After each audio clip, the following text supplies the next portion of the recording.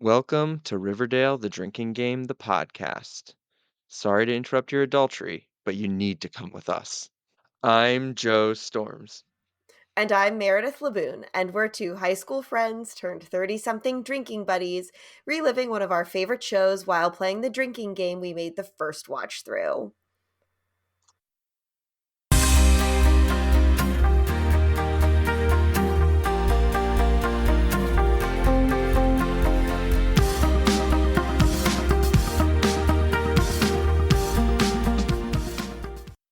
So, Meredith, how has your Ren Fair season been this year?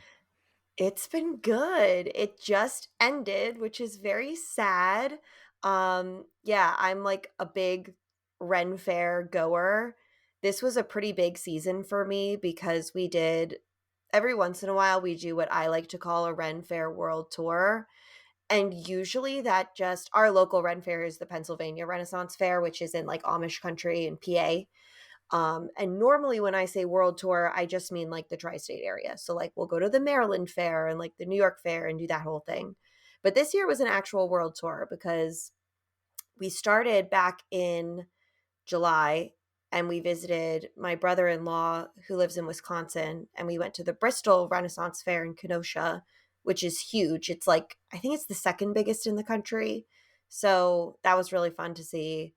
And then we went to Portugal. When we went to Portugal, we went to a medieval fair there. So it was an actual like international world tour this year, which was fun. And then we went back to Maryland one day, and we've done PA like 3 times this season. So yeah, the very last day was yesterday. It was very fun. Um the storyline at PA this year is completely unhinged. Like they have some like new writers and new staff and stuff. So like the main story with like the queen and the joust and everything just like took this really weird wacky turn this season. Like everybody turned Really? into vampires. It was really delightful. I wish I could have gone this year. I know. This would have been the year for you to come because I know how much you love unhinged vampire narratives. So Yeah, it was a good apparently one. that's a thing I love now. So, Yeah, it was great. And we'll be back. I mean, if you're around for the holidays, we're going to go back. They do like a Yuletide thing now where it's just open for like a couple weekends for like Yule and like the winter holidays. So we'll definitely go to that too. But the actual main season has come to a close. any changes to the wine offerings at the Pennsylvania Renaissance Fair. For people not familiar, the Pennsylvania Renaissance Fair is less of a Renaissance fair that sells wine and more of a winery that has a Renaissance fair as a way of selling its, let's say, different flavored wine. It's disgusting, awful wine that we love to drink. Yeah, it's like it's so funny because now when I go to other Ren fairs and they have just like regular brands of alcohol, like you go and they just have like regular beers and like normal drinks, I feel like it like takes me out of the moment and I'm like, well, I want a themed experience. Like I want the special disgusting alcohol I can only get here. That's full of Um glitter or some way too much fruit.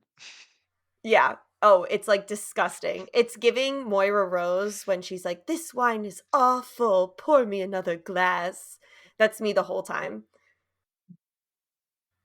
No, we Um, love it. yeah, no new offerings really. They did have one new like holiday mead, which did taste like ammonia. And I was with Mari, friend of the pod, Mari, who's been my best friend since like kindergarten. Um, and she has cats and like has always had cats, and like literally she like sniffed it in the glass and was like, this smells like cat pee.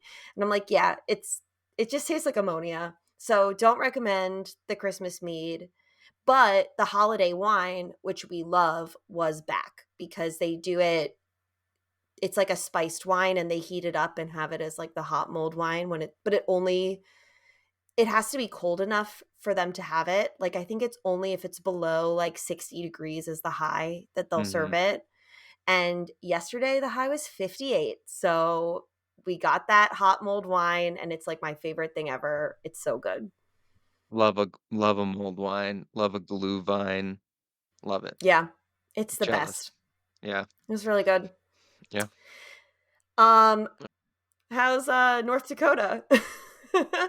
It's cold here. I've done a lot of leaf raking lately. It's getting to be Mm. chilly and dark with a lot of regularity. Um, you know, it's North Dakota. It's, lower on the population side. Did you guys get the aurora where you were? I think it was cloudy the days where it was happening, or at least the days I was aware it was happening. So we did not see the aurora, although I think we should have Mm. gotten it. I mean, I think auroras typically, uh, it's more of it's all about being how far north you are, or how close to the pole you are. I guess, Yeah, yeah. But just and as we're a little close. timestamp, if anyone's listening to this in the future, there was just this aurora that was supposed to be visible from like most of the continental United States. Like it was Yeah, just this huge storm there's a that lot of went solar through. activity. Yeah. And people were saying they could see it here, but like I couldn't see it and I just chalked it up to like, oh, I live too close to the city, so there's too much light pollution, so I'm not going to see it, which is true. But then I learned that people were like posting all these pictures of it and it wasn't how it actually looked. It just looked that way through their phone camera. So Oh, maybe I should really? have tried looking through my phone instead of like Mm. my eyes. Maybe. Yeah, I know if you're in Yeah. like a proper dark place, you can I've seen aurora borealis before. And if it's like actually like you're in a place that has like actual darkness, you'll see it. But yeah. Yeah. But I guess for you guys, I mean, obviously you're much farther north, but you do live in like a town with light. Yeah, there's enough light pollution, but again, it was also just cloudy those days, so you're not going to see it if there's clouds in the sky. So, Yeah. yeah, that Hmm. was our problem. We might have been able to see it. You can see a good number of stars. I mean, we live in a town, but I mean, it's not like we're in New York City or anything like that. There's not that much light pollution here. Yeah. I bet Yeah, you could see it from Pop's Chocolate Shop, the great Pop's Chocolate Shop in the sky. probably from Riverdale. I mean, I don't think there's a lot of light pollution there. Yeah, I unless all the light pollution from the neon lights at Pops and the Five Seasons Hotel. Although Oh, the and the football field lights. true, but also the what's the name of the building Veronica and them live in, Oh, the Pembroke. the Pembroke? I feel like that building's like very fancy for Riverdale. Like it feels like it shouldn't be part of like a town with that Riverdale's Yeah. in. Like, there are Like establishing shots of Pop's Chocolate Shop, which seems to be the only restaurant in town, and it's literally like a diner by some train tracks, and then right. but then there's this, like, beautiful, like, stone, I don't know what architectural style, but something very magnificent, like neoclassical or French Revival or something like that, and it's in just, like, in the middle of Riverdale, and, like, there's a doorman, and rich people live there, so I don't know. But like does anyone actually live there other than the Lodge family? I don't know, I don't think so. Like I don't think there's anyone else who's like medium rich like that or like city rich because like the Blossoms are rich, but they live on their like estate. And Yeah. then like I don't think there are any other rich families in town really except for Well, those two. what's the one with the hot tub? I'm blanking on her name. Oh, Ethel's house. Ethel's rich, yeah. But is she canonically rich or did we just presume that she's rich because her family has an indoor pool with a jacuzzi? I believe she is canonically rich. I think there is a very strange scene where she talks about being rich or something. Mm. But she doesn't live at the Pembroke either. Yeah, but she's rich. Her parents are rich enough to have a house with a hot tub. I know, but who else lives at the Pembroke? The Pembrokes for people who value pied à terre and quality always. Quality always. Oh, man. Well, speaking of the lodges, should we, go downstairs to Le Bon Nuit for a drink? Yeah, let's.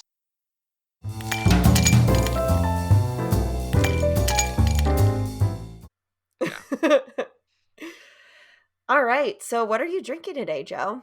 So this week I created a I feel like that today's episode is going to be very Jughead centric. Maybe Yeah, our most Jughead centric episode so far. We learn a lot about him as a character. He has a lot to do. So I made a variation on a flannel shirt that I'm calling a denim jacket. And it's instead of scotch, I used rye. And instead of syrup or demerara syrup, I used maple syrup.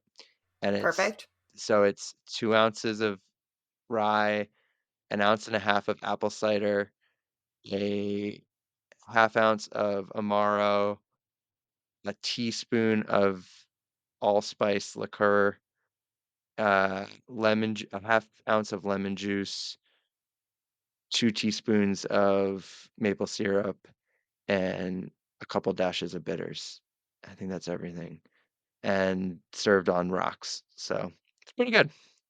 Wow, that sounds really good. Yeah, And I feel like it's so seasonally appropriate too with, like, I the apple know. cider. Yeah. It's a good fall drink. And I thought I hated this drink for the longest time, but it turns out I really just hate monkey shoulder scotch, which is disgusting. And you Mm. shouldn't buy it. Do not buy monkey shoulder scotch. People like it. I don't get it. I think it's like undrinkable for me. I've never had it. Yeah, the first time I had it is I made it for my I found like I stumbled upon this recipe and I made it for myself and I made it with monkey shoulder scotch and it was bad, but this is good, so people should try it. Man, Yeah. monkey shoulder scotch, not a sponsor of the pod. No, never. I wouldn't take their money. That's not true. We 100% change my tune for monkey shoulder bucks. Yeah, if you ever hear us being like, "Oh, actually, we love monkey shoulder Yeah, scotch," they threw you'll a know couple what happened. bananas our way. What are you drinking this week, Meredith? So, I didn't really feel like having alcohol today, so I made a little mocktail, and I also was kind of thinking about Jughead. I was thinking about, like the drive-in theater, the Twilight Drive-In, and what I would wanna have as, like, a drink and a snack if I was at a drive-in movie, and, one thing about me is that I love Diet Coke, and, like, just, like, a Coke and a popcorn and, like, a hot dog was kinda, like, the vibe that I wanted. So I made a Mhm. Roy Rogers, which is, like, I feel like an old nostalgic one that you would get as, like, a little kid, like, you'd get either a Roy Rogers or a Shirley Temple if you wanted to feel, like, fancy at a restaurant. Yeah, that's true. Yeah, Um getting a Shirley Temple at like a hotel or something as a kid was definitely Yeah. like a thing. Yeah. So a Roy Rogers, if anyone doesn't know what it is, all it is just Coke with a little bit of grenadine and then with a maraschino cherry. It's also I'm like really enjoying it. I feel like it's just like a slightly it is a little sweeter and it kind of makes it just taste like Dr. Pepper a little bit, but with like the cherry and like it just feels like a slightly more elevated than just having like a soda. So, it's pretty good. Nice. All right. Well, we've got our drinks ready. Are we ready for the gospel? Yeah, let's hear the good word after this break.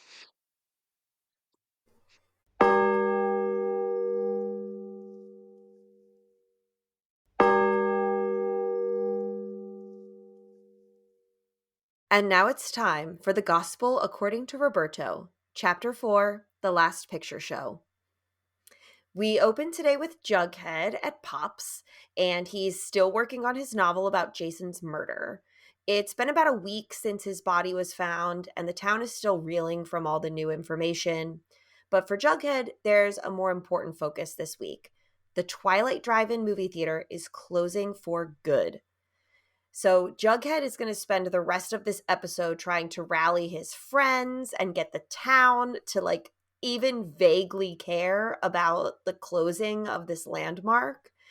To most of the town, like, there's some sentimental feelings. It definitely feels like the end of an era, but also it feels like potentially a sign of some much needed progress and development coming in the town. But Jughead works at the drive-in, so naturally he's feeling a little more attached and he's disappointed. But right away, we do get the sense that even aside from the fact that he works there, this really means something much deeper to Jughead. Yeah. So This is go ahead. definitely like, it's an interesting, uh, like, nod to the nostalgia of the show.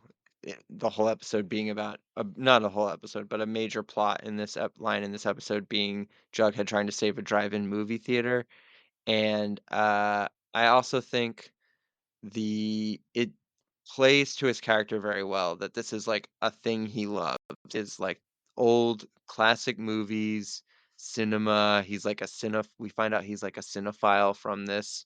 It it works for him as being kind of the sort of intellectual, snobby, hipster type character of the group. Me too. I think it's such a good look at Jughead's character. Like, you really see where his interests and values lie, and you also see, like, the way that he relates to the rest of the town in such a different way from, like, Archie. Whereas I think if Archie cared about this at all and wanted to save the drive-in theater, the story would be about like how Archie got the whole town to come together and do like a big fundraiser or have like a big event or something. And then the drive-in theater was saved and everyone was happy and he like fixed up the place or whatever. And that's not the story we're going to get today. Like Jughead does not succeed and it's very sad. And it to me, like, it just shows, he cares very deeply about this thing and he has the same desire to, like, rally the town around it, but he just doesn't have that, like, charisma that Archie has, and people aren't willing to, like, rally around and support him, which is really sad. Yeah. So, Archie has other things to worry about this week, so he does not help Jughead with the drive-in at all. Um, there's a lot of Archie drama, which we're about to get into. So, while all this is happening, you may remember last week that Dilton Doily confessed that he saw Miss Grundy's car at the Sweetwater River. And since then, Betty has already, like, behind the scenes pieced together that Archie and Grundy were together on the 4th of July, and therefore they are having an affair. So she's like putting the pieces together. She writes about it in her diary. And then she heads to Pops with kind of like an alt core four. It's Kevin instead of Archie, and then Veronica and Jughead and Betty. And this is where Jughead first makes one of his many pleas to try to rally everybody around closing the drive in, or preventing the drive in from closing. And Jughead also in this scene makes a reference to Betty being a car enthusiast, like trying to appeal to like, oh, well, like people who like cars like to go to the drive-in, right, Bets? And we'll get a little more of that this episode, but I always think it's fun when the traits of the characters that are from the classic comics are like relevant in the show. And yeah, like car mechanic girl Betty really comes through for the first time in this episode, which is fun.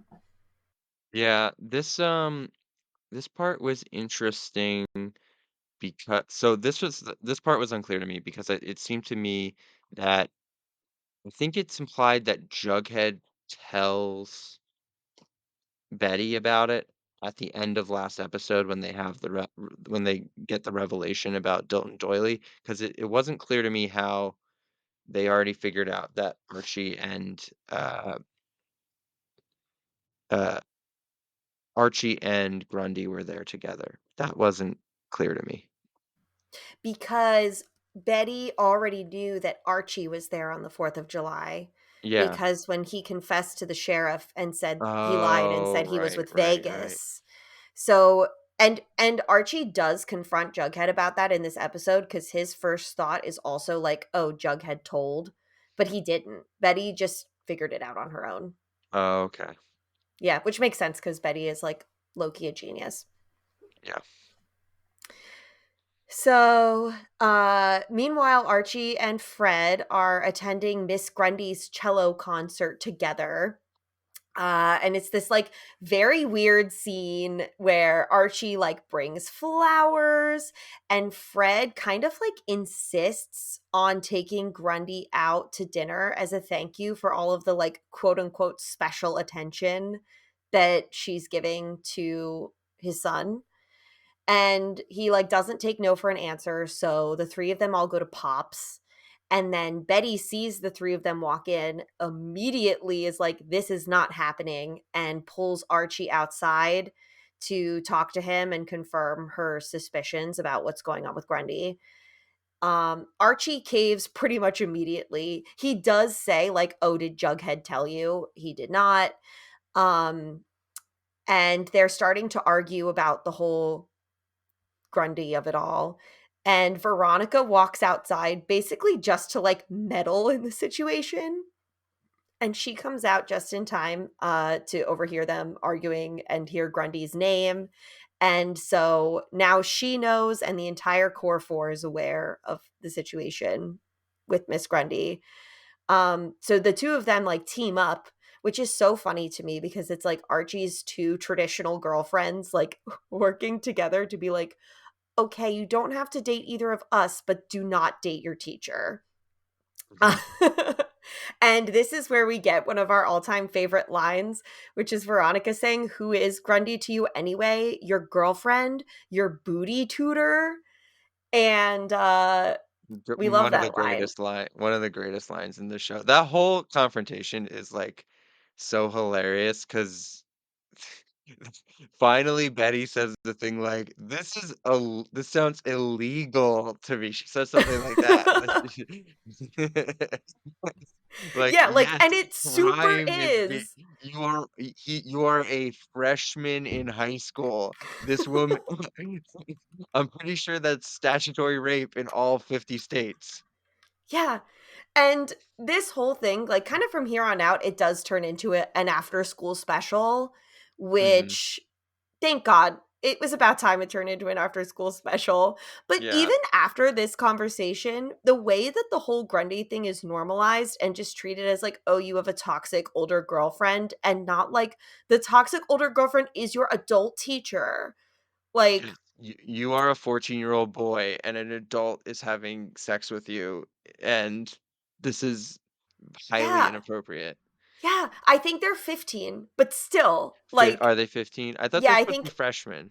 I think they're sophomores because it's like a big deal that Veronica's a transfer student and Oh, Cheryl's like okay. already the captain of the cheer squad and they I have like see. some established. So I think I could be wrong, but I think they're sophomores. It's very confusing. Who who knows? The timeline of it all is going to get even more fucked this episode and I can't wait to get to that point, but I got to calm down.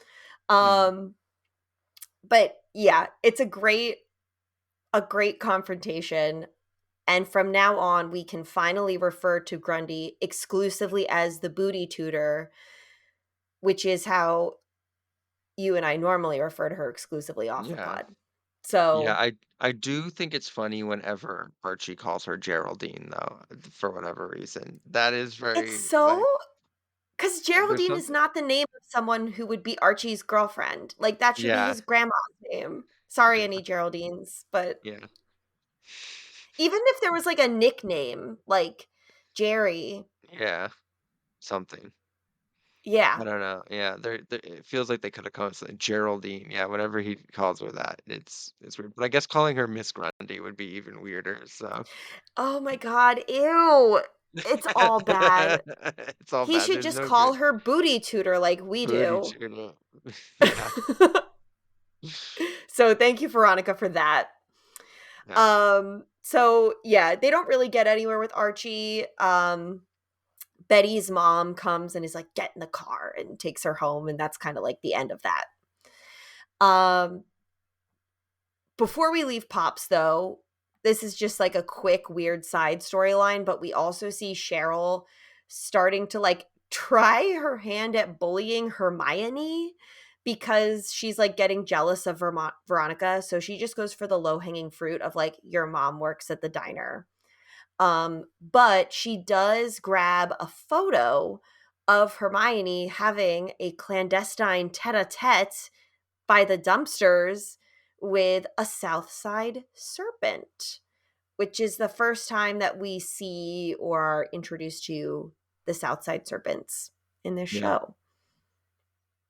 And then we get the title card, which is at 8 minutes and 15 seconds. yeah. This was a the aesthetics of this scene was very the scene where, Cheryl's, like, sitting out in her car and, uh, like, learning about the whole, uh watching this whole tete-a-tete go down. It is interesting, like, she's dressed in, like, a very, like, I don't know, like, I think she has, like, a leather jacket on, and it's just, like it's a different look for her. It's less, like, preppy schoolgirl, and it's got a more, like, dangerous vibe to it or something. I don't know. Yeah. It's a different energy for her in this episode. Yeah, we don't get a ton of time with her this episode, but I agree. Like, I don't think we see her at all. No, that's not true. We see her one scene at school, but the rest of the time we see her outside of school. And yeah, it's kind of a different vibe. Also, she's still hanging out with her like NPC friends that we do Yeah, not learn their names or like anything about them. They're just like these yeah. random extras who are hanging out with Cheryl. If they said them, I've forgotten them. I don't think I mean, yeah, me too if they did, but I don't think they even bothered. Yeah. Yeah.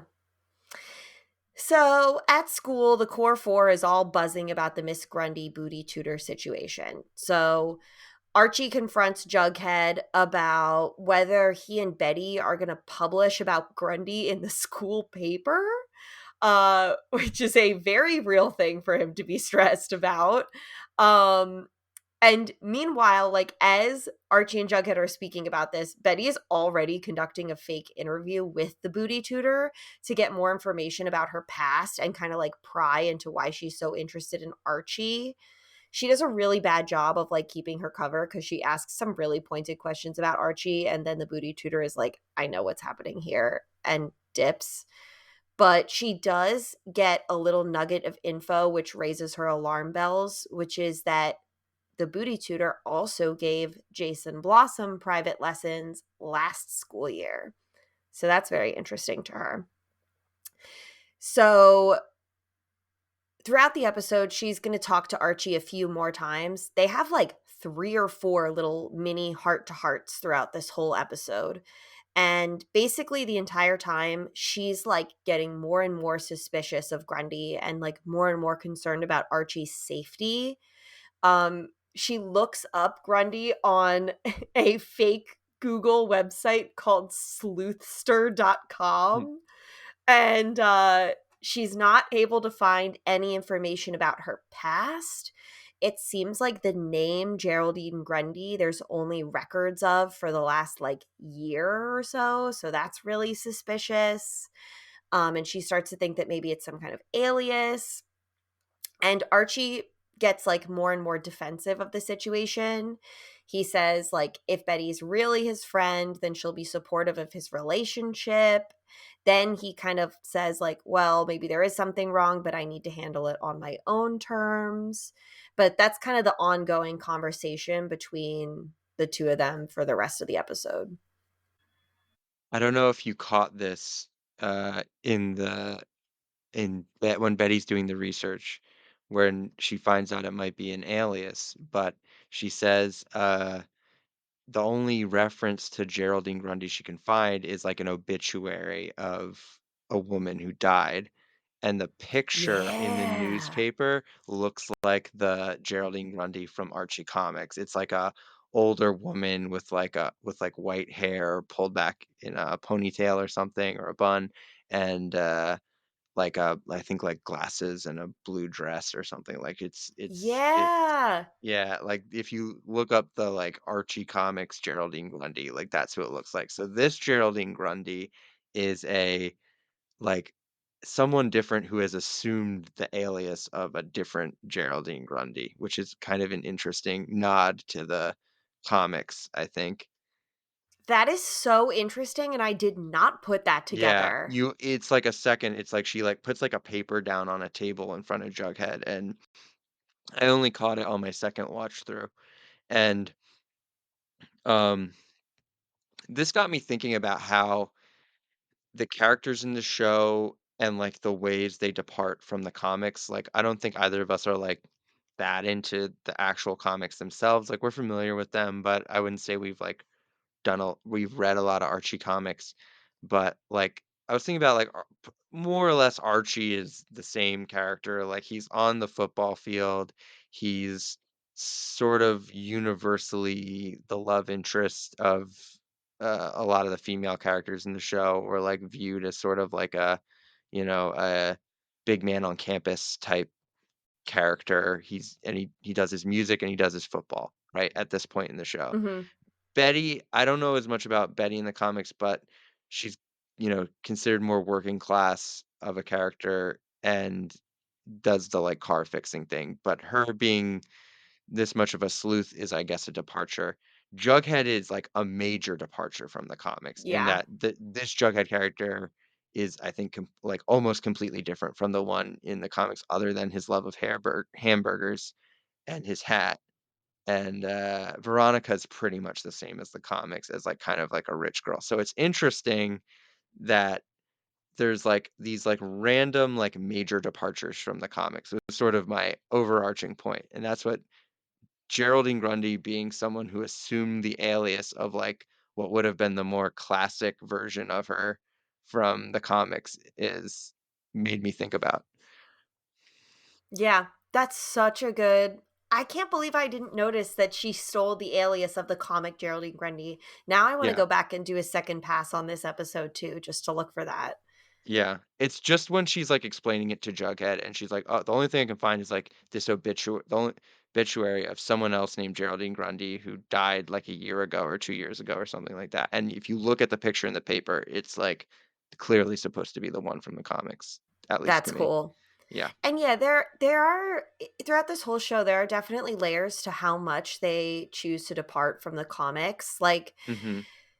because there's how much they choose to depart from the original comics, like the Mhm. old ones, but Yeah. then, like, there's the set of comics that Roberto Aguirre Sacasa wrote, and those, like, Afterlife with Archie and stuff like that, where they're a little more, like, supernatural, a little more, like, murder mystery stuff, Mhm. and, like, some of that stuff some of it is, like, connected to stuff that happens on the show, some of it's not, um, but it's interesting to see, like, he's already adapting these characters for that other work and then readapting them again for this. So it's interesting to see kinda, like, what's, like, the through lines of all 3 kinda mediums, and then what is totally unique just in Riverdale.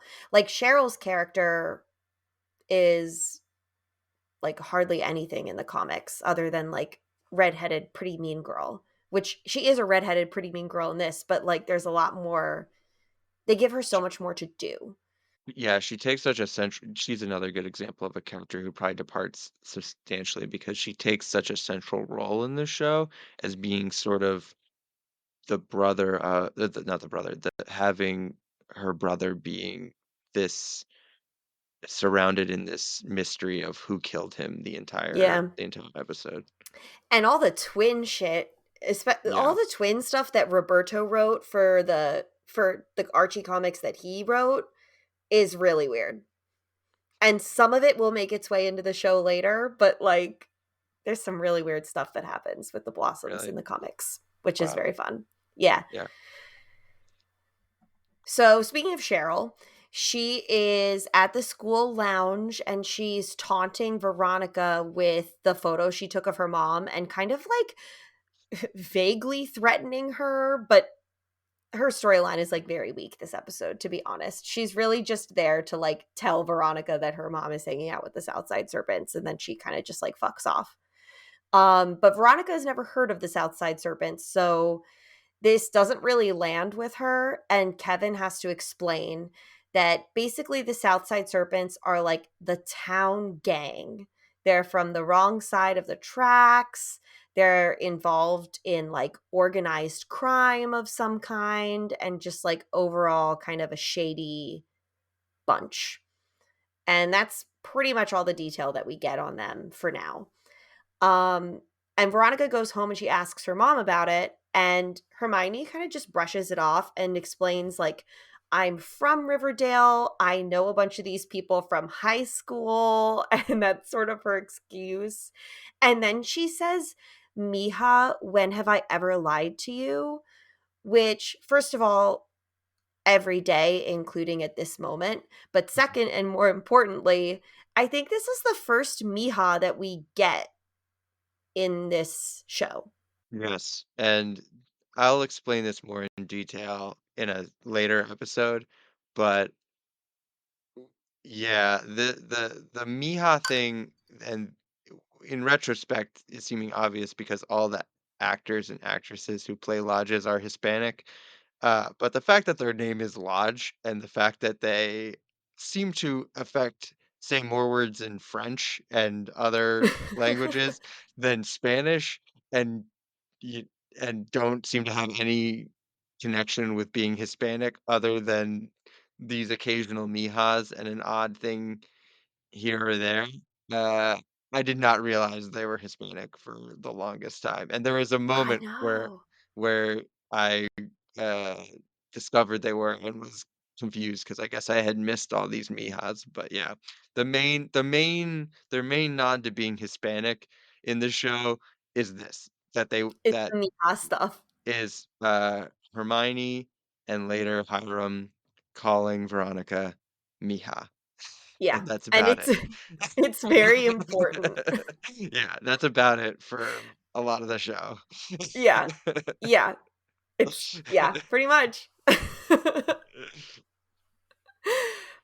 So, Which, also I'd add, for a town sort of ambiguously in modern times, but also the 1950s, Riverdale's quite its melting pot. You got a Hispanic population, you've got,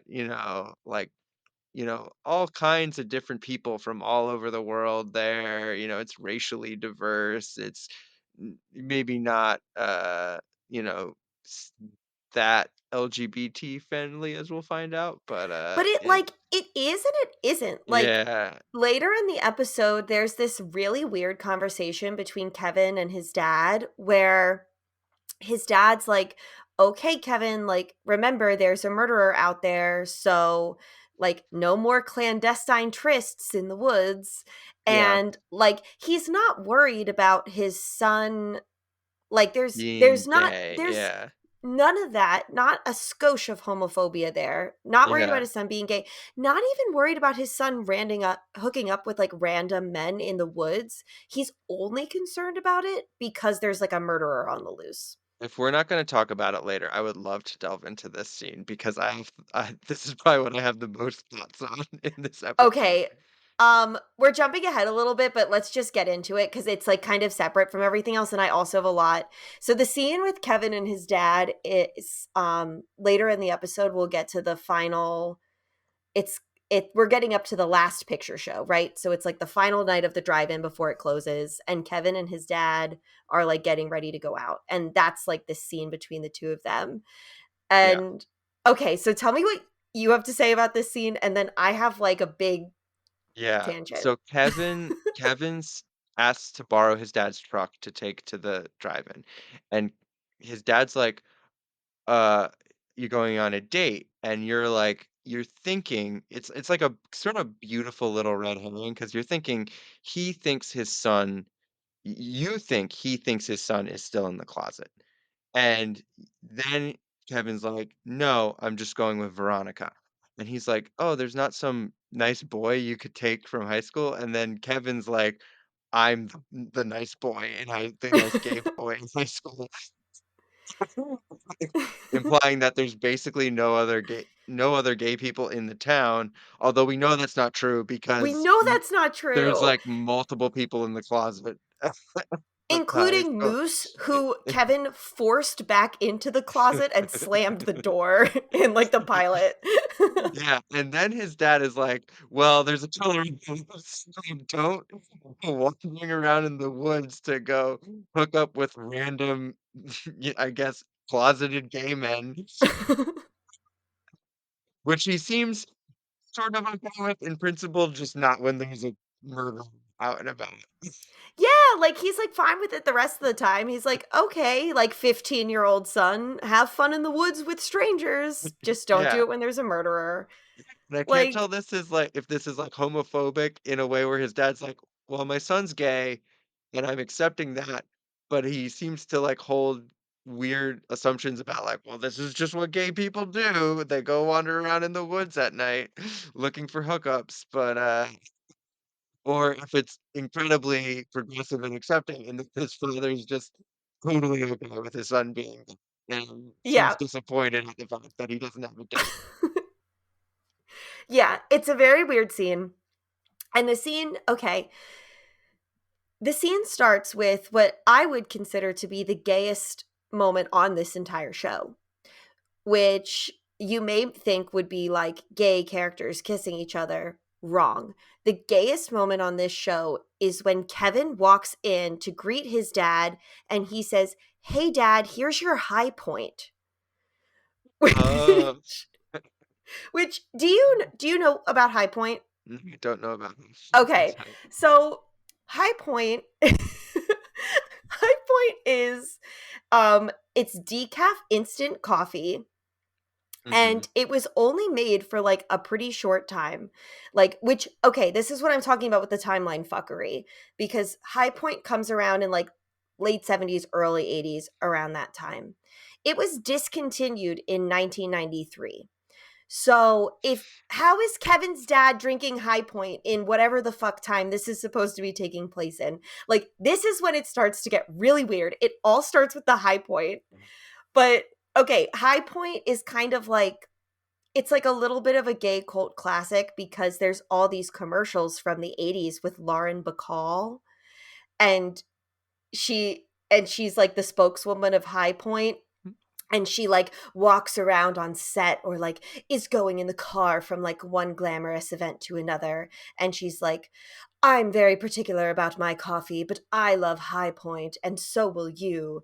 And like these commercials are just they're they're so campy and like so amazing. And like the only reason that High Point is in here is because this is just like a gay moment in this show. Like I can't think of any other reason to include High Point. It's I did so not specific I and would niche. not have caught that. It's definitely probably, Roberto winking to something he thinks he probably loves and has some specific affection for, and wanted to just slip into the show with Kevin. I And guess I don't know, I maybe loved it. Game yeah. recognizes game, Roberto. Like, I see you. I too love High Point Coffee. I think everyone listening to this should like, because all these are still on YouTube and stuff. So like, just drop what you're doing right now and like quickly go on YouTube and search Lauren Bacall. Quickly search Lauren Bacall High Point Coffee and watch Yeah. a couple of these commercials. I No, mean, pause and watch every single one of them, then come back. watch them And all. If yeah, you're a coffee lover, there's always time for High Point, and that always. time is right now. It's in the commercial. We can't say there's not time for it. There's always time. There's always time. I wish that High Point Coffee still existed and was a sponsor of this podcast. I do too. Maybe we can just pretend it's a sponsor. Yeah. Okay. Ooh, All right. We're going I to bet add I some. did. Me too. We're going to add some ads for High Point Coffee in here. So Yeah. get ready. Yeah, but so this might have I'm glad that we both found this to be the most interesting scene maybe Yeah, in the entire really, episode. there's like there's like a lot that actually happened. Like this scene does not drive the plot forward in any way, but it's the best scene in this whole episode. I It mean, was so and great. and also I would be remiss not to mention that Kevin greets his dad with, "Hey, true detective, nice murder wall." Yeah, because he's got one of those, like, Yeah, his walls with dad has all done a the lot of legwork on this case, and, yeah, he's got the Pepe Sylvia wall up. Yeah, and it's funny because, like, late at the very end of the episode, we find that their house has been broken into, and, like, the only way that you can tell is that the room is slightly messier and the murder wall is, like, disheveled, and when they first showed that shot, I was like, "Oh, like, we're looking at, like, the blue and gold office," or like, I completely forgot that was their house. It just Yeah. looks like Yeah, it's kind of a slightly weird it's kind of an unusual set. Like, everything's at, like, street level, there's no, like, porch or anything outside, they just seem to, like, walk straight in from their driveway. Yeah, like, the Uh, room they're in looks like it could be, like, part of the school or something, it's really yeah, weird. Um, anyway, but hey, yeah, it's the best scene in the whole yeah, it's episode. all it's dense with references, apparently, so Oh, I yeah. didn't even catch that. So, Oh, yeah. we'll Oh, discuss I'm that really later, that I excited for didn't you to catch it. watch the High Point Coffee ads. Mhm. Okay, so back to, like, this plot in the vague chronological order. So, Archie has a date night with Grundy in the days leading up to the High Point Coffee conversation, like, before it's the final night of the theater, but he does this cute little, like, "Oh, we can't go to the last movie together, so we'll, like, watch our own movie on a little projector." And Betty has kind of gotten into his head a little bit because he starts asking some leading questions about the Booty Tutors past and also what, like, the future of their relationship would look like. And she kind of just dodges all of his questions with either fake vague answers or just like, "It doesn't matter, let's kiss." But meanwhile, outside, while this little date is happening, Betty and Veronica have broken into the Booty Tutor's car. So once again, Betty using those car mechanic skills. And they're sitting in the car and they're like rifling through her things. And Veronica does ask the kind of like omnipresent question here that's been in like the back of our minds the whole episode, which is if Betty's only doing this because she still has feelings for Archie and she's like jealous. And Betty, like, very deftly brushes it off and is like, "No, no, I'm, like, just concerned about my friend's safety." And it seems like that's true. And then we get, they find a lockbox, and Betty picks it with her bobby pin, which is something that she will do countless times, but this is the first time we see her do it. And she says she learned how to do it in the Nancy Drew handbook, which is very cute. And their efforts are rewarded because they open the lockbox and they find a driver's license with the Booty Tutor's real name on it, which is Jennifer, and they find a gun. It's yeah, that this scene was a great, Betty and Veronica scene, and I think it's part of this, like, I rem so the way I remember the show is I always remember Veronica being more assertive, and I remember her being more of the, like, gung ho one. But really, in these early episodes, at least, it's Betty. Betty's like, Yeah. "I am trying to be different. I am tired of being this girl who," and I guess being unhappy as that girl who is, like, compromising for other people. And and part part of that is her being, like, really assertive and really, oriented on, like, solving problems and things like that. So, like, she's, like, breaking into the car, and Veronica's just, like, along for the ride, and Veronica's, like, game, but she's also, like, seems a little surprised at all this coming from Buddy the entire time. Yeah. I think the two of them are really delightful friends and really are in many ways like the core friendship of this show Yeah. because in these early episodes when we're first meeting them, they both wanna change. They both wanna reinvent themselves and haven't been happy, like, with how they were, and they wanna start over, and they kinda each wanna be more like each other. Yeah. because Betty wants to be more, assertive and stand up for herself and have like that boldness that Veronica has. And Veronica wants to like take a step back from that and be, a little more empathetic of other people and kind of like reinvent herself as not so much of a mean girl. So it's it's really interesting to see the two of them interact and like in some ways become more like each other and then kind of like switch places in some ways. And I think Yeah. that's why they're so drawn to each other is because they each see qualities in the other that they'd like to have. Yeah. No, they work well together. Yeah. So Archie comes outside and he finds them, and they just like immediately tell Archie what they found and warn him to be careful. He can't really hear this right now, so he walks off. But next time he sees the booty tutor, he does ask her about her real name. And she gives this whole fake story about how she was in an abusive marriage and she had to escape and she like moved to a new town, changed her name. And Archie believes that story because he is famously very dumb. Yeah. Wait, was that story fake? I guess I missed that part. Is it revealed to Yeah, be fake later or they don't they don't explicitly say, but the manner in which like the events unfold in this episode and like where we interesting? leave with Grundy to me is like there's no way that story is true.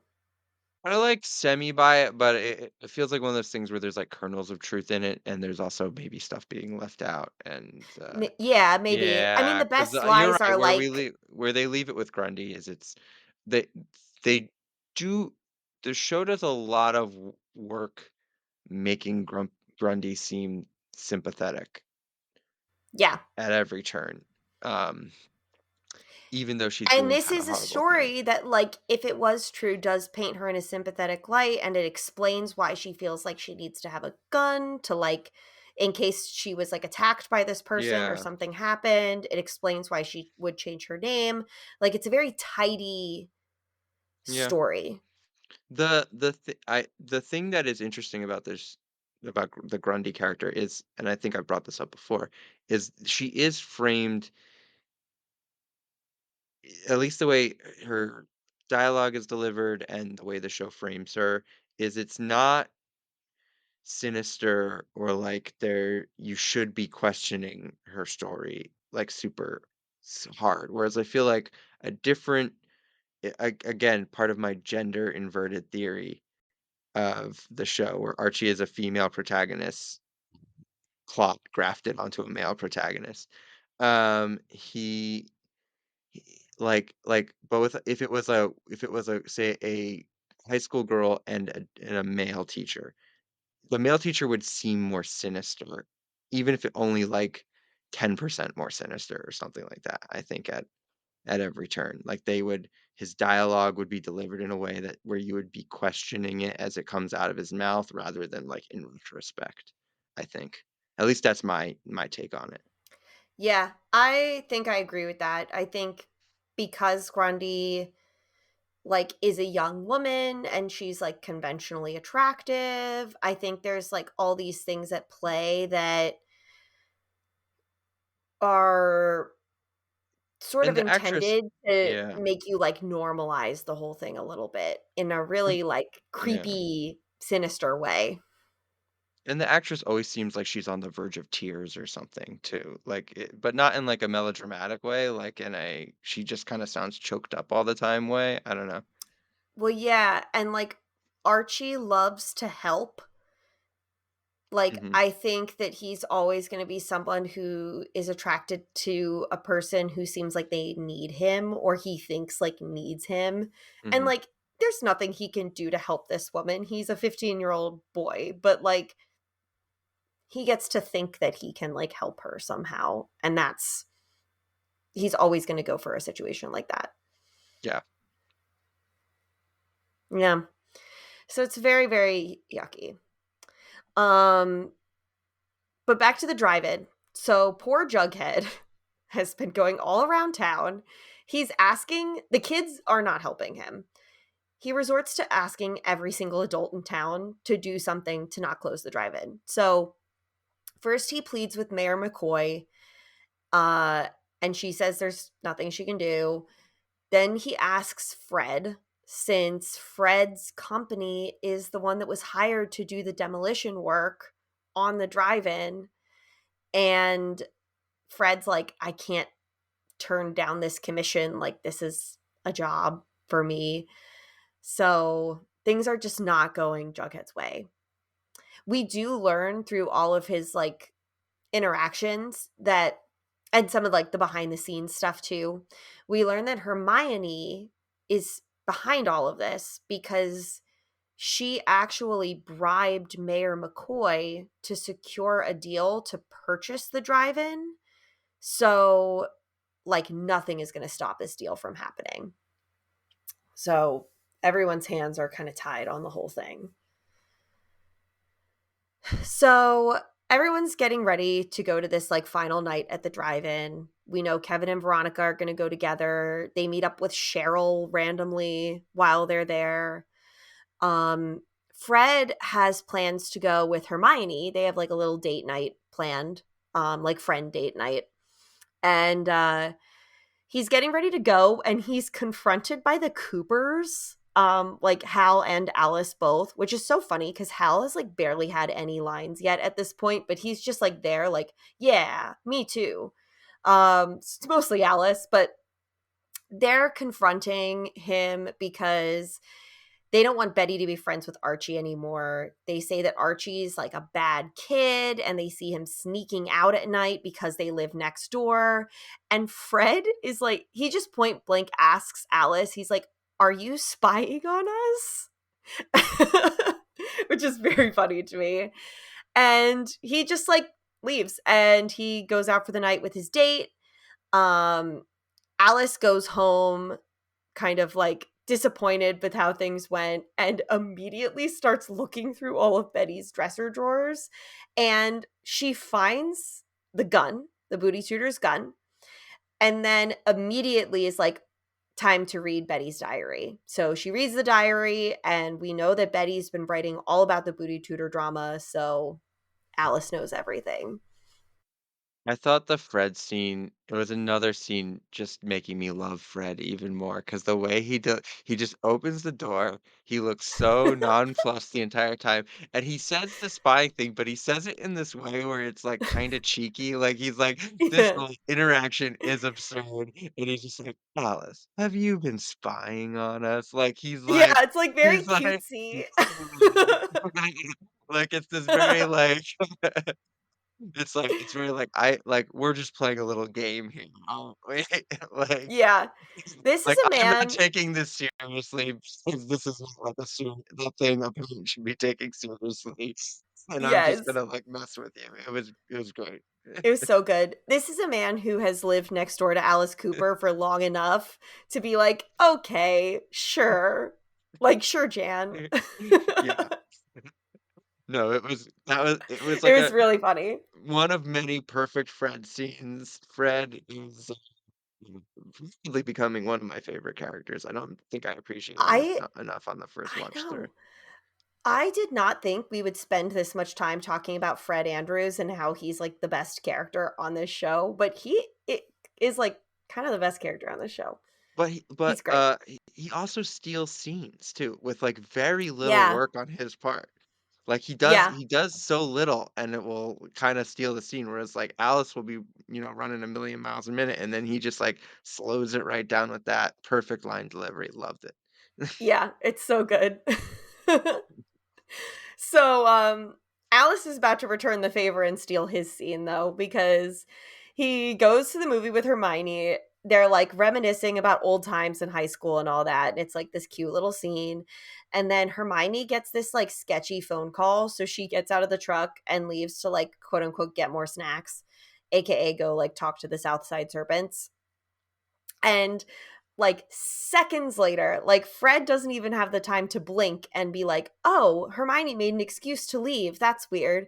Because Alice slams her like full body against the door of his car and says, I'm sorry to interrupt your adultery, Fred, but you need to come with me.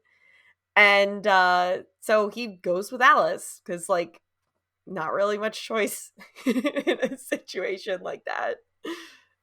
I'd almost rather watch a show that's just the parents, mostly about the parents.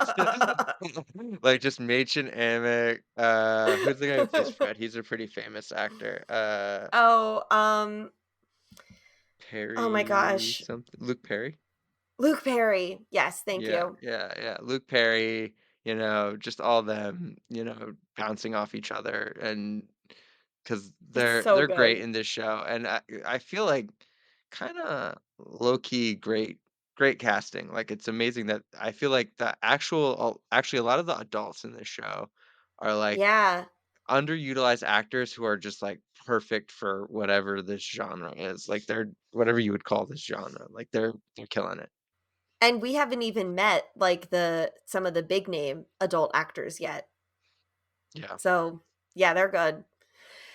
So, Fred goes with Alice.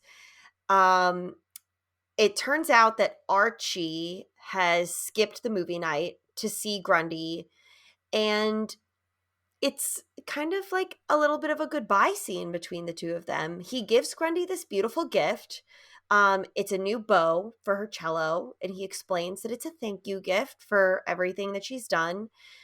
And it turns out whatever Betty was saying to Archie, it didn't seem in the moment like it was sinking in, but it really like behind behind the scenes in Archie's smooth little brain, the wheels were turning the best they could, and he realized it's time to break up with the booty tutor.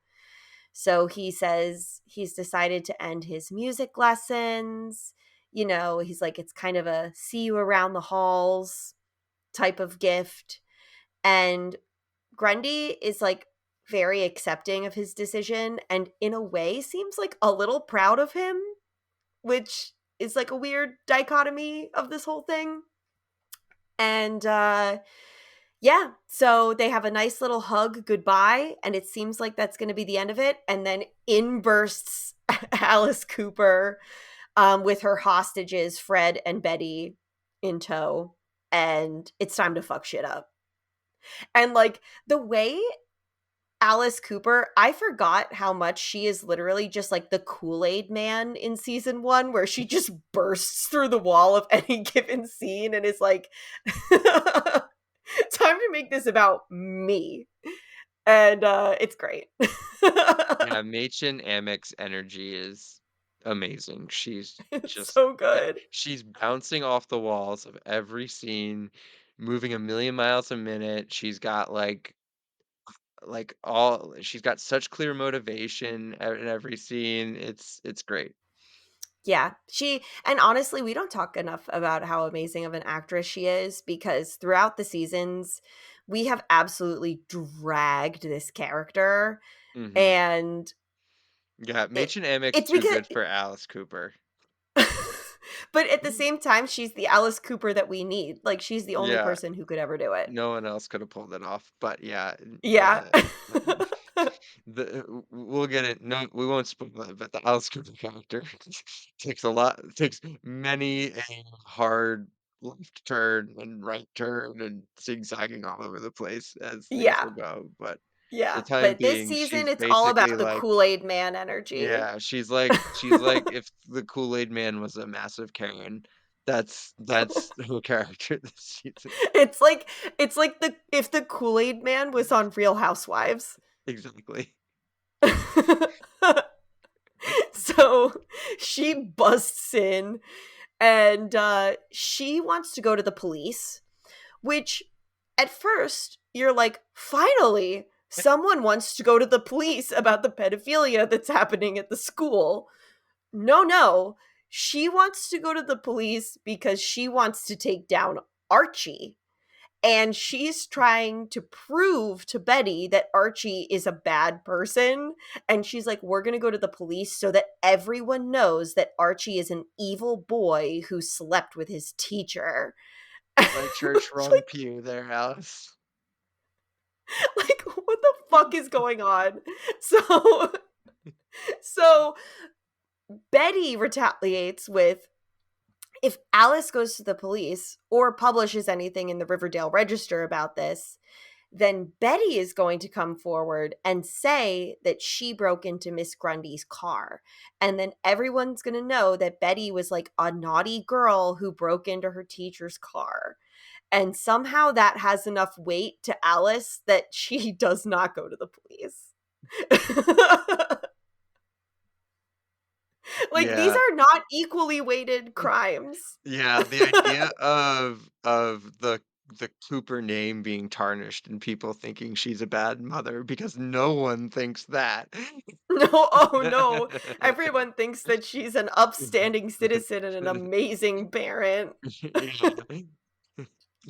Uh, Like, what is going on? And Fred, like, this is actually about Archie, and the only parent who should really be like talking about going to the police here is Fred, because his son has been victimized. has been But the raped. Right, but the two of them are just kind of standing there, like, watching all of this happen, like, and while Betty and Alice, like, hash it out over this, like, weird power play, Yeah, and like the Grunt terms of how they're gonna handle Grundy and Archie, Benny and Alice figure out. and it's, like, terrible because they give Grundy the upper hand to essentially choose her own destiny. And so Grundy jumps in and is like, I'm just going to leave town. I'm going to quit my job. I'm going to change my name again and I'm going to move to a new town. And the Coopers are fine with that. So that's what's happening now. And like, it, this is just like the most, like, it's so good that Archie is being removed from this situation. But the way in which it happens is like so wrong. Yeah, So, this is my big knock on Fred in probably the entire show, is that he lets this go on, uh, or he finds out about this and he's not immediately like, "Well, to the police." right. Does he go to the police? No. Yeah. Does he put Archie in therapy? No. No, yeah, this is his biggest failing as a father. For He's got real. a pretty spotless record otherwise, but this is his And big failing. it's a doozy. It's a doozy, yeah. Yeah, so Grundy gets to choose. Everyone's fine with that outcome. So she immediately leaves town. She like packs up her stuff, she like puts in her resignation, and this is where we leave things with her is we see her like packing up her car and getting ready to drive to the next town, and she puts back on, she has these like red heart-shaped sunglasses that she was wearing when she first picked up Archie over the summer, and she puts on her like heart glasses again, and she does the thing where she like lowers them to the bridge of her nose and she's like checking out some new teenage boys. So to me this is like the clear indicator that the whole backstory she made up is fake and that she's just a pedophile who like skips towns to continue like victimizing these young boys, and then like eventually she gets caught and has to like move on to the next. Kind of like do you watch You? No. Okay. Well, you would like it. It's on Netflix. It's Penn Badgley and he plays a serial killer, and he always ends up like, you know, getting in too much trouble, and then he has to skip town and leave his name and change his name, and like go somewhere else for the next season of the show. So he's like Oh, always kind of transient. And I feel like that's basically what the booty tutor does. Like she just changes names, goes to a new town, and does the exact same thing again. he's the you of raping teenage boys. Pretty much. Yeah. The Penn Badgley So, of raping teenage the boys. Penn Badgley of raping teenage boys. Which we shouldn't even say. It's so funny because Penn Badgley, because he's like very, this is a little bit of a tangent, but Penn Badgley is like very conventionally attractive. So a lot of people crush on him, and a lot of people have a crush on his character on the show. And he has said in like countless interviews and so many times on Twitter and everything, he's like, you have to stop having a crush on my character. My character is a bad person. He is a serial killer. And like, if you find him sexy, you are wrong for that. And you should go to therapy. That's weirdly unsurprising given, like, how many women were writing love letters to, like, Jeffrey Dahmer not Jeffrey Dahmer, isn't it's, who's that guy who killed all the Oh, nurses? Charles Manson. No, Charles Manson was the one in Hollywood. Th this was the maybe it was Dahmer. It was the one who he was, like, considered, like, somewhat handsome, but he was, like, killing a bunch of nurses in, like, Washington State or something, Oh, I'm or sure I nursing know, but students. I don't He was know. killing, like, young I'm women, scared yeah. of serial killers, so I I think say the as we're dude getting from into the High show with, School the but dude from High School Musical played him in a movie. I don't think mm, it's Dahmer, though. Dahmer's the one who ate people. yeah, I think I know who you're thinking of, but it's escaping me right now. Yeah, I can't think of his name. Yeah. But yeah, it's like that kind of vibe. And he's like, you have to stop finding this character sexy. So, all to say, I think Penn Badgley would really resent us saying that the booty tutor is the Penn Badgley of raping teenage boys. Yeah, um, probably. but yeah, she basically gets off scot free, which is really aggravating. And Archie's heartbroken. Fred kind of just like says it's not his fault and gives him a big old hug. And that's pretty much the most he does to deal with the situation. Um, Betty has another argument with her mom where she once again has to explain that she is not Polly and that her mom needs to like back off. And then we leave Betty and Archie with their like looking at each other through their bedroom windows and texting. And basically, Betty apologizes, and Archie says, it's okay. And that's where we leave the two of them. So, no more booty tutor, at least for now. Yeah, at least for now. So, back to the drive in. Uh, so we've got Cheryl, Veronica, and Kevin all watching the movie together. Jughead's working there, so he's like in the little booth running the projection and all that. And at the back of the drive-in, there's a bunch of Southside Serpents, and they're all like making a ruckus and making lots of noise and like disrupting everything. And in a very Veronica way, Veronica gets up on the back of the truck and is like, hey, be quiet back there. And everybody cheers and she bows and she's like fixed the problem by yelling. And Kevin sneaks off to get some snacks, and then he finds a Southside Serpent to make out with. So they have like this little conversation. It seems like we're going to see more of this character where Kevin's like, okay, we're not going to talk about how I'm the sheriff's son and you're a Southside Serpent. And it seems like they're going to see each other again. So, speaking of the Southside Serpents, Veronica spots Hermione. She's snuck off from Fred's car and she is talking to this guy who's like a representative of the Southside Serpents. She's given him some money from Hiram, but it seems like it's not enough. There's like some illusion that like the deal between them might not be over. And Veronica listens to this whole thing go down and is like, what is going on? So after the movie, she confronts her mom, and Hermione finally comes clean and explains that Hiram has staged this entire thing with the drive in. So we know about them paying off the mayor, but they also hired the Southside Serpents to like do exactly that, like make a ruckus at the back of the theater and make the theater look bad so that he could purchase the theater for a cheaper price from an offshore LLC. Which like I can't help but wonder this drive-in theater cannot be very expensive. I mean, in terms of infrastructure, a drive-in theater is a big screen, a small building with a projector in it, maybe a small separate building for a snack stand, or maybe they're like together, and a field. So, like, surely they spent more money on bribing the Southside Serpents and the mayor. Like, I don't understand how the I don't know drive-in how could much be a so bribe expensive that they costs. need to do that.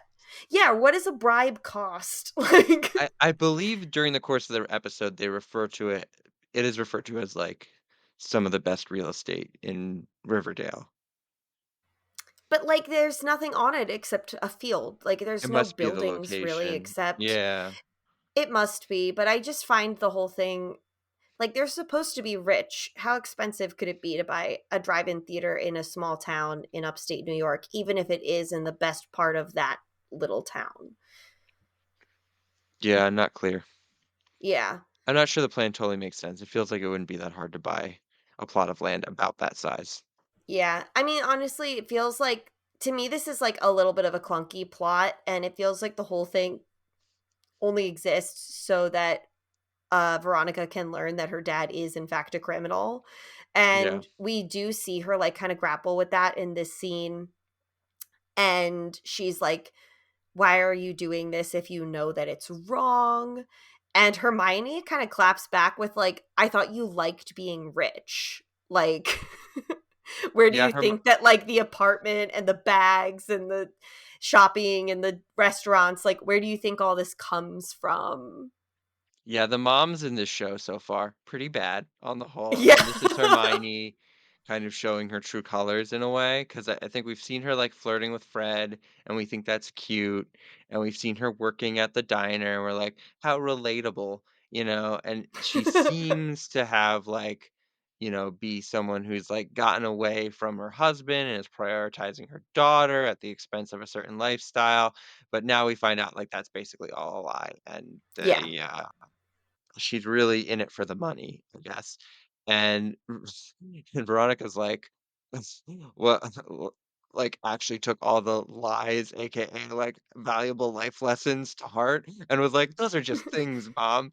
And she's like, that was an illusion. Right, right. Yeah. It's a very everybody's true colors are coming out in the Lodge family.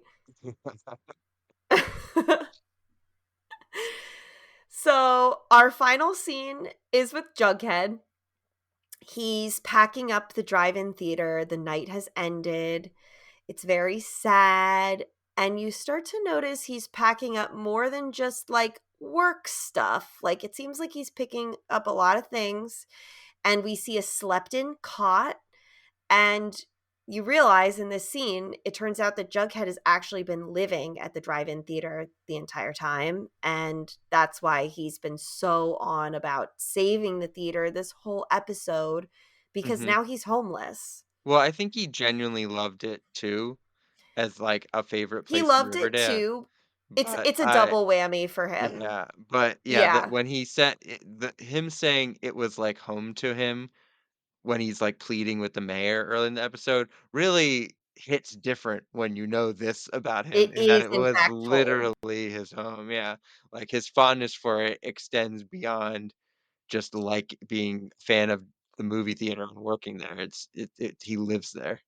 Yeah, and he has like he does share throughout the episode all these like sweet childhood memories of he mentions his younger sister Jelly Bean and like going to the theater with Jelly Bean when they're little and like all this stuff, but yeah, it turns out the whole time it has this much more pressing meaning to him as well because it is literally where he lives. So he doesn't know where he's going to go, but he locks up the building. He's all packed up. He says a final goodbye by graffitiing Jughead Jones was here with like a little crown on the side of the building. And he's getting ready to go, and he gets approached by the Southside Serpent guy who we saw with Hermione. And he asks Jughead where he's going to live now. And Jughead says, I'll figure it out, Dad. I always do. And that guy was Jughead's dad. Yes, yes. We find out that that is in fact Jughead Jones's dad. Son. Yeah, so this was like such an exciting moment for me. I forgot that episode 4 was gonna end this way, and what a great reveal. You spend so much time with this guy in the episode, but he doesn't seem like a main character, like, you don't learn his name, you don't really learn anything about him other than that he's, like, involved with this dodgy group, and like, even the way he's lit, like, you don't really even get that good of a look at his face. Like, he's always in the shadows and in, like, the dark, and it just seems like he's gonna be one of these NPC characters like Cheryl's always hanging out with. And then, yeah, it turns out he's Jughead's dad, and whatever like, it leaves you with a lot to chew on before the next episode because whatever's going on at home with him is obviously bad enough that Jughead feels that he can't live with his dad. And his dad Mhm, knows that his son is like unhoused and is just like, well, where are you going to go now? mhm. And not offering or even asking him like if he would consider coming back or like, it seems like that's not even a question. Yeah, you don't know the situation. I think a lazier show would have revealed this in the 1st or 2nd episode, and the fact that they waited for 4 episodes in to drop that reveal on us, was pretty deft on its part, 'cause you have all Yeah. the show does a good job doing this thing where, like, it's at least at this point, it's not explaining too much to us for the most part. Like, it's like, all the characters have, like, parents, like, Archie just has a dad, we don't know about his mom, we find out that, through implication, not any sort of direct, like, overly explainy thing, that Fred is still married and that Archie's mom is still alive, but we don't know what their situation is because, you know, because Alice interrupted his adultery. We know Veronica's dad is like a crime lord in prison now, and we know Jughead has a dad who runs a gang. So it's interesting to see like all the different family dynamics and not have it like explained, but sort of just like unfold before you in a way. Yeah, and what's so crazy is over the last few episodes, you spend a good amount of time at home with these characters. Like with the core 4, we've been in all of their houses or like places of residence. We know who's like their parent and like their family structure, who's like taking care of them, you know? And with Jughead, the full time, we've never seen any of that until this moment. And we've like never wondered and it really kind of hits you in the gut because you think, oh my gosh, all these characters who are supposed to be Jughead's best friends don't even know about his situation and that he has nowhere to live and like aren't asking him. Like you think, oh, how could these like his best friends not realize this situation? We didn't realize the situation either. So it puts us in like that exact same lens. Yeah, and you find out about so many other characters' families before this. Like you find out about, I think Josie and Kevin and Cheryl's family Yeah. situations, obviously all before this. And Jughead's just kind of a mystery. And I think part of it is he occupies that sort of weird space where he's also the narrator. So like a lot of scenes are him like saying something and then like, panning into him at like Pop's chocolate shop, like writing something or something of that nature. He's usually somewhere else, but we've never seen him, like, at home until Yeah. now Until when we now. find out his Till he's home is in leaving the. it. Yeah, yeah. Yeah, so a little bit of a gut punch at the end of the episode, Yeah, and, definitely makes his whole effort to save it seem more tragic in retrospect. Reframes the yeah, whole episode. yeah, exactly. Alright, well, with that little reveal, let's have a quick break, and then do you wanna get into the drinking game? Yeah, let's.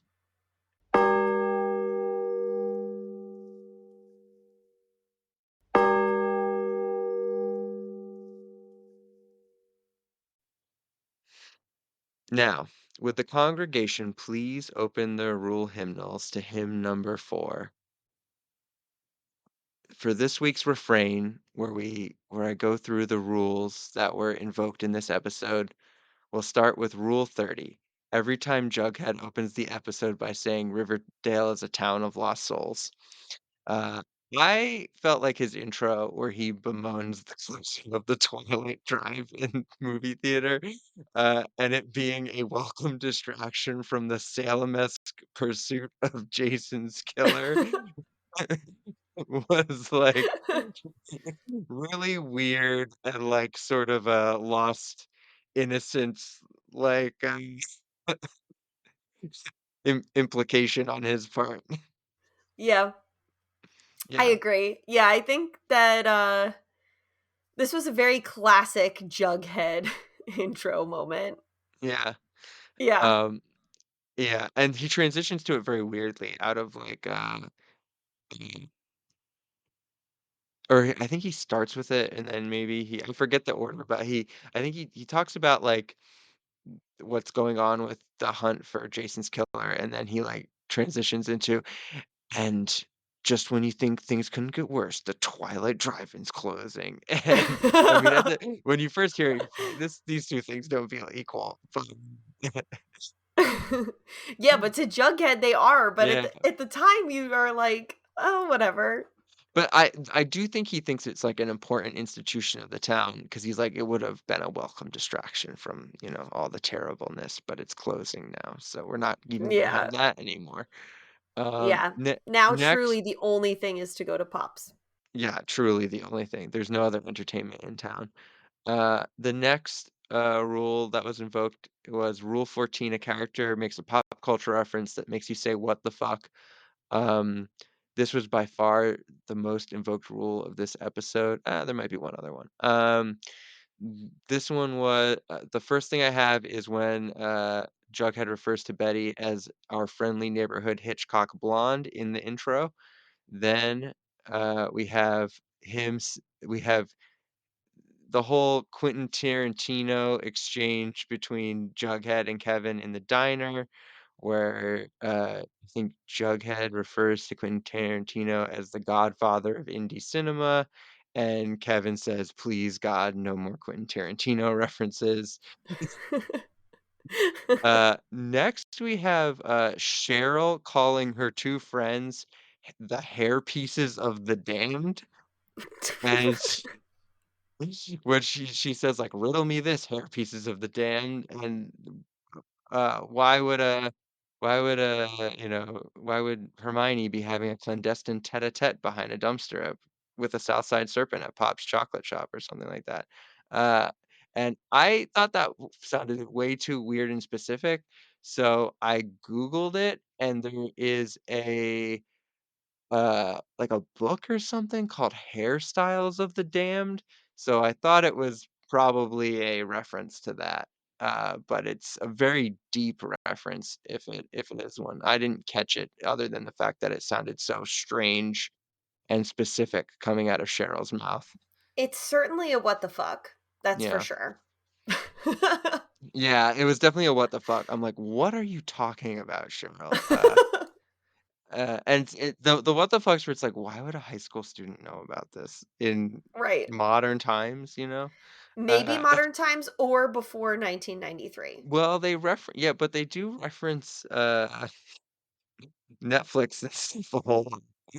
Uh, it's a universe where Netflix exists and they drink High Point. Yeah.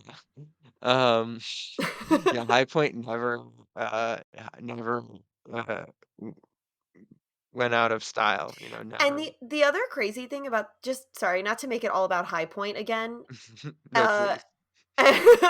and if you didn't put High Point as one of the rules for the what the fuck reference, I think it should be one.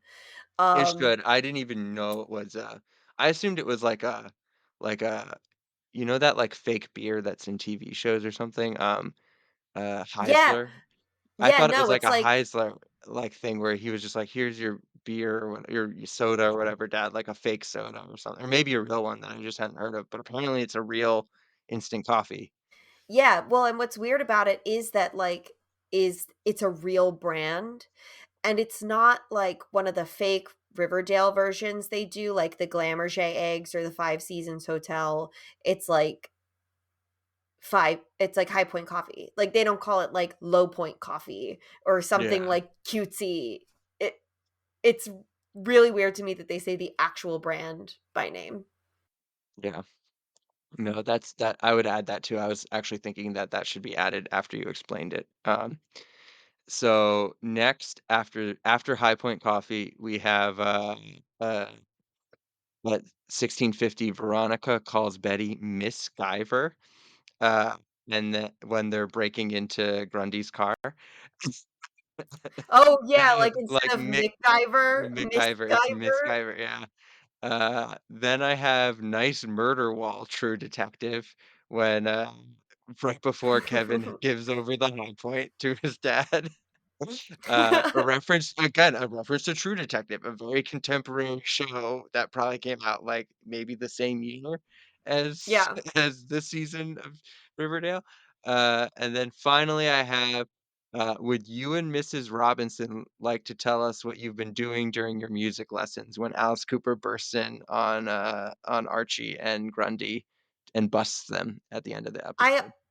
honestly, my what the fuck around that is, what the fuck, I can't believe this was the first reference to The Graduate, and my other what the fuck is, why haven't they made a reference to Harold and Maude? That that's the question we will be asking ourselves for the rest of the show if they don't ever get together again and there's not another age and appropriate relationship. When we make it to the big time and we get Roberto as a guest on the show, I wanna Yeah, ask him write about that that. down. Write that down. Yeah.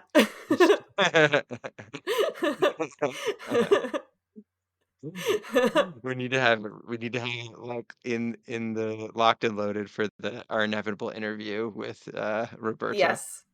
Um Next, rule 7, an adult finds Archie attractive. I had 3 here. Grundy staring at Archie while playing the cello, Grundy and Archie on their little date, their little fake drive-in movie date, and then finally Archie giving Grundy a cello bow before the booty is about to be tutored. Before his booty was about to be tutored. That's what Wait, no, at that point, his booty was done being tutored. His booty tutor was getting tooted out of the Yeah, town. you're right. Next we have one Archie shirtless in this episode is a flashback to him and being raped by Grundy in a car. Uh Mhm. fun stuff. Then Fun stuff. rule 20 is the next rule. Every time Betty calls someone an unnecessary nickname, i.e. Arch and Jug. Uh, 'Cause Archie is already a nickname, and Jughead is also already a nickname. So we And for have what it's worth, Betty is already also a nickname, and she does receive one of those in this episode because she gets a Betts from I was Jughead. gonna say, that's the first one I Okay. counted it, Jughead doing the old reverse Betty and calling her a Bet. The You know, reverse Uno nickname. yeah. Then, the second occurrence is Fred calling Jughead Jug, which I counted as well because I feel like these don't happen that often, and it's weird whenever I hear it. Mhm. And finally, Betty telling Archie, "You're in over your head, Arch," at 23:55 near the end of the episode. Um, Kevin Sploosh, honestly, I feel like there's an episode that could have had a couple Kevin Splooshes in it. There's a couple good Kevin scenes in it, but I just have one when Kevin says he can't remember what life was like before Veronica uh, Yes. came to Okay. Riverdale. I had 2 Kevin Splooshes, but again, not to make everything about High Point, but one of my Kevin Splooshes was "Here's your High Point, Dad."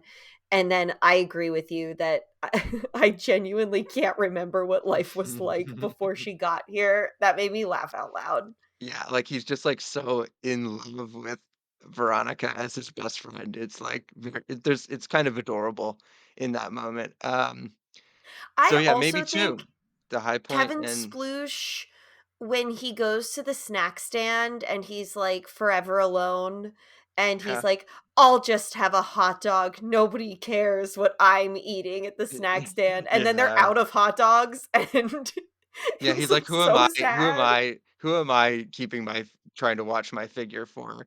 He's like, binge eating out of sadness and loneliness, Yeah, yeah. which then he, like, immediately, literally seconds later, finds someone to make out with. Must be nice. So to me, that was also Kevin Sploosh. Yeah, that's Kev you're right, there's a good 3 Kevin Splooshes in this one. Yeah, I keep forgetting when I do this that Kevin Sploosh is not something we can define, but we know it when we see it, like the Supreme Court. So, Exactly. and I think that's it. I can't define what Kevin Sploosh is in either of those 3 instances, but, But it's I knew it there. it's I there, know it yeah, when I see it. yeah. Next, maybe the second most invoked rule is dramatic cape moment. We got a lot of Veronica Yes. in a cape in this episode.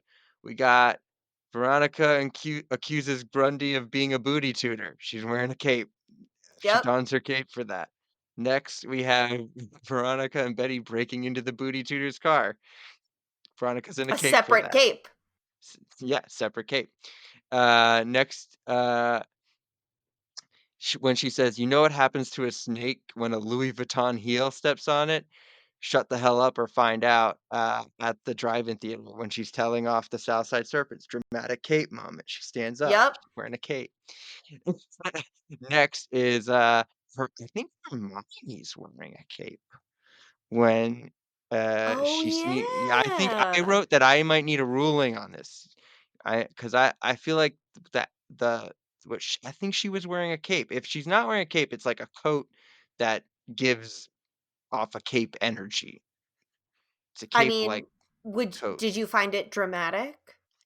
I felt like it was dramatic to be wearing that while you're, like, giving someone money, I at the back agree, of a like, movie theater. it's a clandestine cape, so Yeah, I would say that qualifies. yeah, I This was a felt like great cape episode. great cape episode because we got one more when Veronica confronts Hermione, cape on cape. Yeah. Cape on cape, cape v cape, Yeah. the cape caper.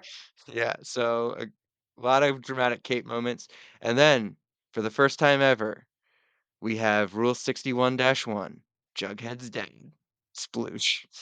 For the fir I only Oh, gave him that was a 1. Jughead's dad Mm, sploosh for sure. yeah, there's only 1.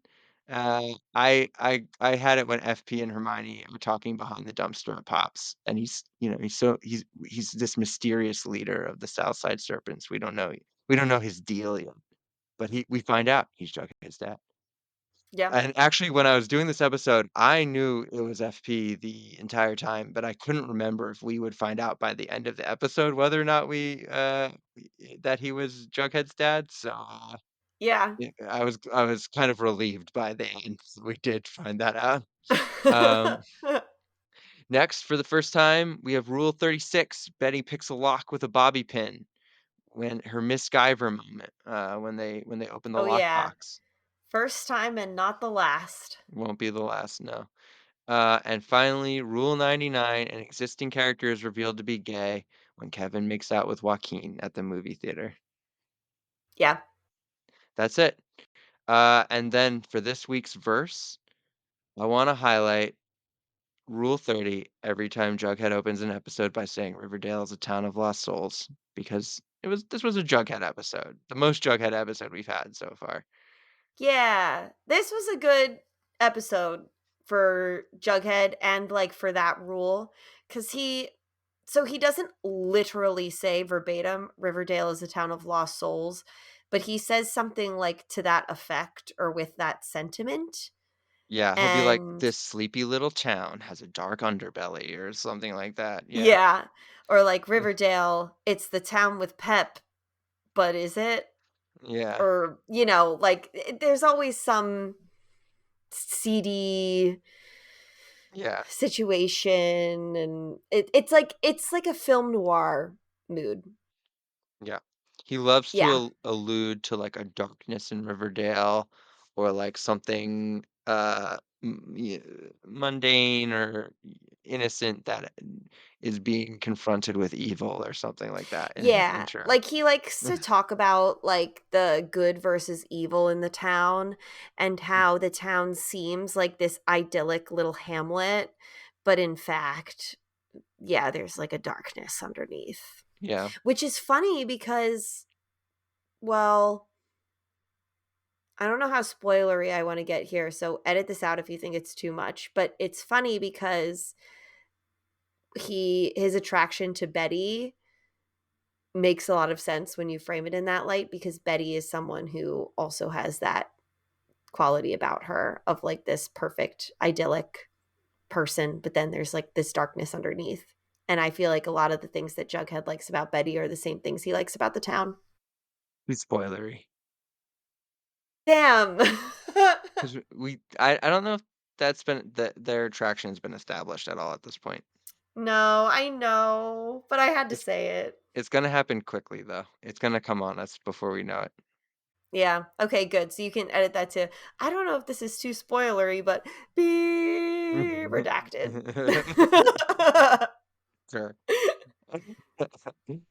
Um, I also feel like this is a good one because you get an intro from Jughead almost every episode, and, uh, it's, like, a very, like, key part of the formula for the show, and, I think the the they're not always Town of Lost Souls, they don't always quite hit that threshold for me, but it's common enough that you frequently at the top of the episode, you'll be hit with a little drink.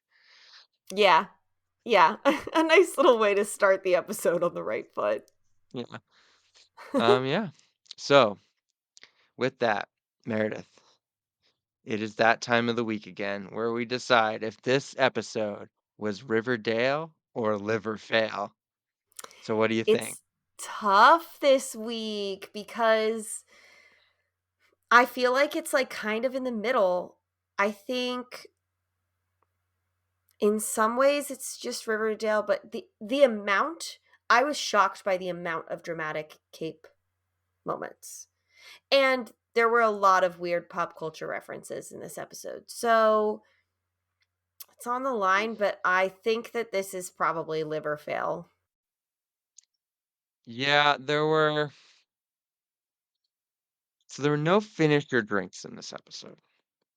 Yeah, it was just a lot of little ones, like, throughout. Yeah, there were 20, I counting 27 drinks in this episode. So I think it might be a Riverdale. It might be a Riverdale. It's on the It's on cusp. the yeah, it's on the cusp. It's Depending on how big your Liverdale.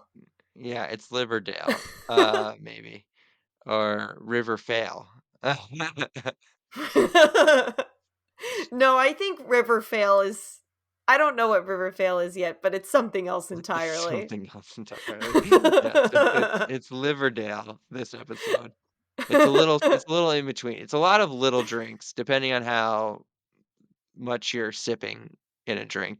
You could get through a beer easily, I think. Yeah, I think here's the thing about this episode, well, I already made my call that it's liver fail, but only a light liver fail. However, if you were in the middle of, like, a binge like we would do and you were gonna watch, like, another episode right after this one, you'd be starting that episode in a bad place. Yeah. You'd be at least cracking a new beer at the start of the next Yeah, episode. and At least, if not, like, halfway into one. It's, depending on how how big heavily of sips? you're taking. What would you Um, say how many drinks would you say is in it also depends on what kind of drink you're drinking, right? Like, a yeah. sip of a cocktail is gonna be heavier hitting than a sip of, like, a beer I or, feel like, like a glass of wine. yeah. I feel like if you're sitting down to watch one episode of Riverdale, and that's all you're doing, and you're following this podcast, and you're watching one at a time along with us and Yeah. doing the drinking game rules we've revealed to you, a cocktail wouldn't be out of the question. Maybe 2, depending on how Yeah. Yeah, How just it depends on how strategic you are with what kinda yeah. drink you're drinking when you play this game. But if it's the way we watched it originally, where we're watching, like, 4 or 5 episodes at a time sometimes, no, never we should probably have never done cocktails even though we did occasionally not Occasionally, exclusively do we cocktails. A cocktail would enter the rotation for an episode, maybe. yeah, like, usually what would happen is we would be drinking beer, but then, like, there would be special times that we would make a cocktail, or there would be times that we would do, like, a cocktail instead of a finish your drink, Yeah, we might or do a shot or something instead of a finish your drink or something like yeah, that. Yeah. yeah, but usually we were drinking beer, so it's like Mhm. yeah, I want someone to do the math of, like, how many sips is in, like, a 16-ounce drink, an 8-ounce drink, and, like, a 4-ounce drink. Yeah. Yeah. Yeah, I'll report back on that, Yeah, we'll do maybe. some research and get back to you, dear listener. Yeah. If there's any rules you thought I missed, listeners, now that you know a few, let me know. Uh, Message us on whatever socials we have up going, Instagram, Yeah, we do have Reddit. some socials going, which will by the time you guys are listening to this, it'll be up for a while, but it's new to us. Yeah, But you can find us on Instagram at Riverdale Drinking Pod. So yeah, send us a DM if you've got opinions and thoughts on how many sips is in a beer. I'd like to yeah, know. And I also want to know what you think about High Point. yeah. Give us your best high point stories. All right. Well, thanks for tuning in to Riverdale the Drinking Game, the podcast. For next time, please add the following rules to your rule hymnal. Rule 4 someone hero worships maple syrup. Rule 16 every time Nana Blossom terrifies you. Rule 76 if Nana Blossom makes you audibly yell, what the fuck? And until next time, don't worry, you may be a stock character in a 90s teen movie, but we're not. Goodbye. Yay! We did it. I can stop recording. Huzzah!